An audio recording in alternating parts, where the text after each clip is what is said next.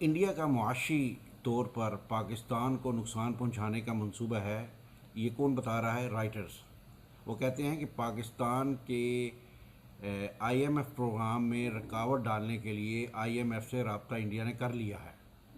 دوسرا India media کیا کہہ رہا ہے؟ وہ کہہ رہا ہے کہ پاکستان کو ایف اے ٹی ایف کی گرے لسٹ میں ڈلوانے کی پوری کوشش کریں گے ہم.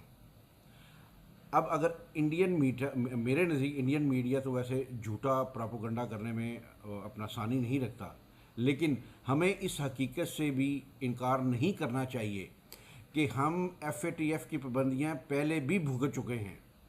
دیکھیں، ایف اے ٹی ایف کی پابندیوں سے ہوگا کیا؟ تو سب سے پہلے میں سمپلی آپ کو سمجھانے کی کوشش کرتا ہوں کہ اس سے سب سے جو اہم بات ہوتی ہے، فائنینشیل امپلیکیشنز شروع ہو جاتی ہیں. اور دنیا ہمیں ہائی انٹرسٹ ریٹ پر قرضے دے گی، اور کئی ممالک تو قرضے بھی نہیں دیتے. ہمارے بینکنگ سیکٹر پر پابندیاں لگ جائیں گی، ہمارے بزنس سیکٹر پر پابندیاں لگ جائیں گی، اور ہمارے لیے فسکل سپیس، اس کے علاوہ اکنامک سپیس، اور سب سے بڑھ کر فائنینشیل سپیس بہت ہی ٹائٹ کر دی جائے گی. اس سے ہمارے ملک کو بہت زیادہ مشکلات درپیش ہوں گی.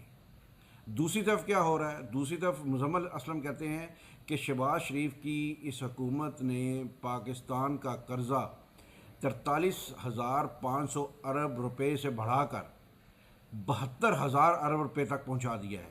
اب اندازہ کریں کہ اس ملک کی عوام قرضوں کی کس دلدل میں پھنسی ہوئی ہے، اور ہم نعرے لگا رہے ہیں کہ پاکستان ترقی کر رہا ہے. پاکستان ترقی نہیں کر رہا، پاکستان اندھیروں میں ڈوبا ہوا ہے. خدا کے لیے اس ملک کو بچانے کے لیے ہر کوئی اپنا کردار ادا کرے.